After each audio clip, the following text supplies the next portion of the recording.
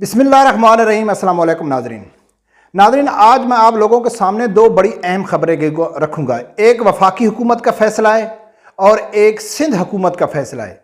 जब आप ये दो खबरें सुनेंगे तो आपके सामने दो चीज़ें बिल्कुल वाज़े क्लियर हो जाएंगी। एक ये कि जो हमेशा से मेरा दावा है कि पाकिस्तान की जितनी सियासी जमातें हैं विदाउट TLP के, वो सब इस्लाम मुखालिफ पॉलिसी के ऊपर मुत्तफिक हैं। इनको कोई इख्तलाफ नहीं है। इस्लाम मुखालिफ जो भी पॉलिसी हो गई, ये सब सियासी जमातें इसके ऊपर इत्तेहाद करेंगी। एक ये जो मेरा शुरू से दावा है, ये आप लोगों के सामने वाज़े हो जाएगा। दूसरा, जो जितने भी लिबरल हैं, मीडिया वाले हो गए या सियासी जमातों के जितने रहनुमा हैं, वो अक्सर ये कहते रहते हैं कि यार उलमा अकराम का सियासत से क्या तल्लुक़ है, उलमा अकराम को सियासत में मुदाखलत नहीं करनी चाहिए या उनको सियासत नहीं करनी चाहिए। तो ये भी आपके सामने वाज़े हो जाएगा कि वो लोग क्यों कहते हैं कि उलमा अकराम को सियासत में नहीं आना चाहिए, हुकूमत में नहीं आना चाहिए। ये भी आप लोगों के सामने हो जाएगा। और तीसरा, इनकी जो तरजीहात है, प्रायोरिटी है सियासी जमातों की, वो सब आप लोगों के सामने हो जाएगा। अगर आप वीडियो पूरी देखेंगे तो आपको पेचीदगी का पूरा मालूम पड़ जाएगा। नाज़रीन, वफाक ने फैसला किया है कि इन्होंने एक कसीर तादाद में कसीर रकम इन लोगों ने रखी है फिल्म इंडस्ट्री के लिए, फिल्म इंस्टीट्यूट बनाने के लिए, कि जहां फिल्म को प्रमोट किया जाएगा, फिल्मी अदाकारों को, यानी कि पाकिस्तान की जो फिल्म इंडस्ट्री है उसके लिए इन्होंने करोड़ों रुपए रखे हैं कि इसमें हम इनको तरक्की दिलाएंगे। दूसरा, सिंध हुकूमत ने स्कूलों में बच्चों को डांस सिखाने के लिए 1500 टीचर, एक्सपर्ट टीचर, डांसर को यानी कि हायर करने की, उनको मुलाजमत देने की उन लोगों ने ये एक कानून साजी किया और उन्होंने फैसला किया है कि हम बच्चों को स्कूल में डांस सिखाएंगे। इससे नाज़रीन क्या होगा कि ये लोग क्या कहते हैं कि जब हमारे पास डांस सिखाने वाले भी नहीं आए, हमारे पास यानी कि डांसर भी नहीं आए, बच्चे डांस सीखती भी नहीं आए, तो फिर हम डांस की डिग्री कहाँ, इनको डिग्री देने की ज़रूरत पड़ गई है कि हम डांस की डिग्री देंगे। और जब डांसर बच्चे स्कूलों में तैयार होंगे तो फिर वो फिल्म इंडस्ट्री में जाएंगे और हमारा मुल्क तरक्की करेगा, हमारे मुल्क की मईशत ठीक हो गई। ये चीज़ आप लोगों को समझ आ गई। इसलिए ये कहते हैं कि जो उलमा अकराम है उनका सियासत से तल्लुक़ नहीं होना चाहिए, हुकूमत का तल्लुक़ नहीं होना चाहिए। हम जो कुछ भी करते रहें, यहूदो नसारा की गुलामी करते रहें। अब मेरा सवाल ये बनता है कि जब ये दो फैसले किए गए, आप पूरे पाकिस्तान में रेफरेंडम करा लें, तो मेरे ख्याल है कि 95% जो आवाम होगी वो ये कहेगी कि भाई हमको डांस बच्चों को नहीं सिखाना चाहिए, हमको डांस सिखाने की ज़रूरत नहीं है। लेकिन फिर भी हुकूमत, इतनी महंगाई होने के बावजूद, आवाम महंगाई से पिस रही है, लेकिन एक कसीर रकम उन लोगों ने डांसिंग के लिए रख दिया है। तो ये वाज़े हो गया है कि ये किसी डायरेक्शन के ऊपर चल रहे हैं। इनको कोई कह रहा है कि भाई आप अपने पाकिस्तान को, अपने बच्चों को फलां तालीम दें। ये सिर्फ कारनामा इस हुकूमत का नहीं है। आप इमरान खान की हुकूमत देख ले। मैं आप लोगों के सामने वीडियो शेयर करूंगा कि जब महविश हयात को तगमा इम्तियाज़ दिया गया था तो उस टाइम जो सदर था आरिफ अलवी, उसने क्या कहा, वो वीडियो सुनो फिर आगे बात करते हैं।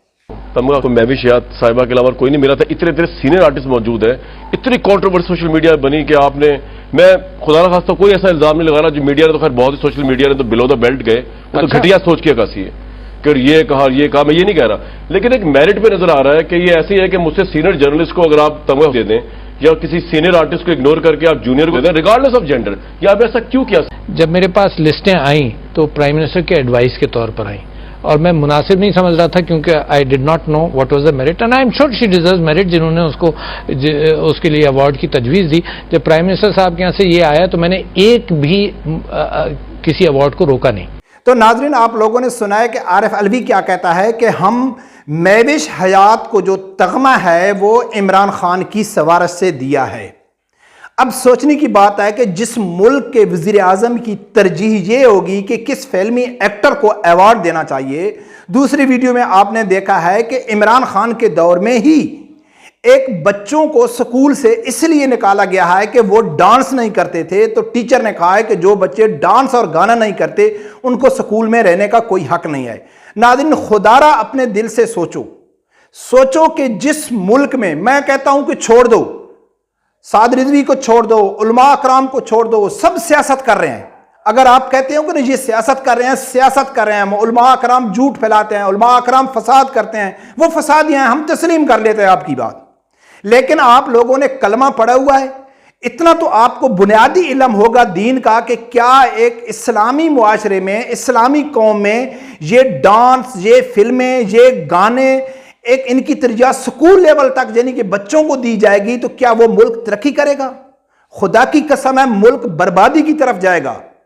کیوں نہیں سمجھ آ رہی پاکستان کے اداروں کو؟ کیوں نہیں سمجھ آ رہی پاکستان کے جتنے سٹیک ہولڈروں کو؟ کیوں نہیں سمجھ آ رہی ہے کہ آپ ایک مخالف سمت میں پاکستان کو چلانے کی کوشش کر رہے ہیں؟ تو اور امید آپ یہ رکھتے ہیں کہ ہمارا ملک ترقی کرے گا، ہمارے ملک کی معیشت ٹھیک ہو جائے گی۔ جب آپ اللہ اور اللہ کے رسول کے ساتھ جنگ کریں گے، آپ اپنے دین کے مخالف چلیں گے، اللہ کے احکامات کے ایک تو ہوتا ہے نا کہ اللہ کے حکم کو ماننا، تو کئی لوگ ہیں اللہ کے حکم کو نہیں مانتے، وہ اس امید سے ہیں کہ چلو یار اللہ کی ذات بڑا غفور رحیم ہے، ہم کتنی چیزیں ہیں جو اللہ ہم کو کہتا ہے ہم نہیں کرتے، تو ہم کہتے ہیں کہ یار اللہ کی ذات بڑا غفور رحیم ہے، ہم سست ہیں، گناہ گار ہیں، ہم نماز نہیں پڑھتے، روزے نہیں رکھتے، نیک کام نہیں کرتے، تو وہ ایک الگ چیز ہے اللہ کے اوپر امید رکھنا۔ لیکن ایک اللہ کے احکامات کے مخالف جانا، اللہ کہتا ہے کہ یہ کام غلط ہے، ہم کہتے ہیں نہیں ٹھیک ہے، تو پھر ہم امید رکھتے ہیں پاکستان کے اوپر کہ پاکستان ترقی کرے گا، پاکستان کی معیشت ٹھیک ہو جائے گی۔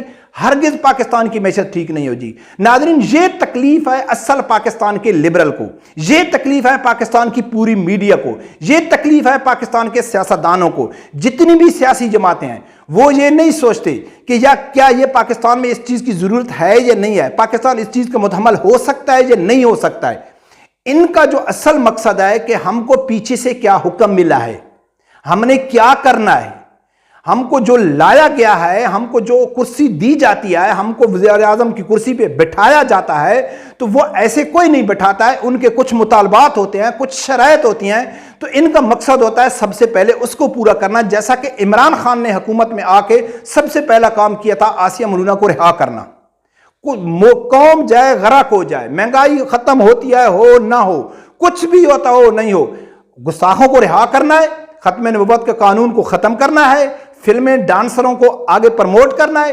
یہ وہ لوگ کہتے ہیں کہ پاکستانی قوم کو برباد کر دو، تباہ کر دو، ان کو ڈانسر بنا دو، ان کو یعنی کہ فحاشی کی طرف لگا دو، اور علماء اکرام کے خلاف ایک نفرت پیدا کر دو، اور یہ تصور دو کہ علماء اکرام کا کام سیاست سے کیا ہے، علماء اکرام کو سیاست میں کیا کرنا چاہیے۔ بہت سارے سکرین شاٹ آپ کو ملیں گے، اور آپ کو گراؤنڈ پہ بھی بہت سارے ایسے سپورٹر ملیں گے، وہ کہتے ہیں کہ یار علماء، یہ تو نارمل سی بات ہے، یہ نارمل سی بات ہے کہ آپ کو ہر جگہ مخالف سیاسی پارٹی کا، چاہے وہ پی ٹی آئی کا ہے، چاہے وہ پی ڈی ایم کا ہے، یا کسی بھی انڈیویجول نون لیگ کا ہے یا پیپل پارٹی کا ہے، تو وہ کیا کہتے ہیں، یا کوئی تھوڑا ایلیٹ کلاس کا پڑھا لکھا لوگ ہے تو وہ کیا کہتے ہیں کہ یار علماء اکرام کا سیاست سے کیا کام ہے۔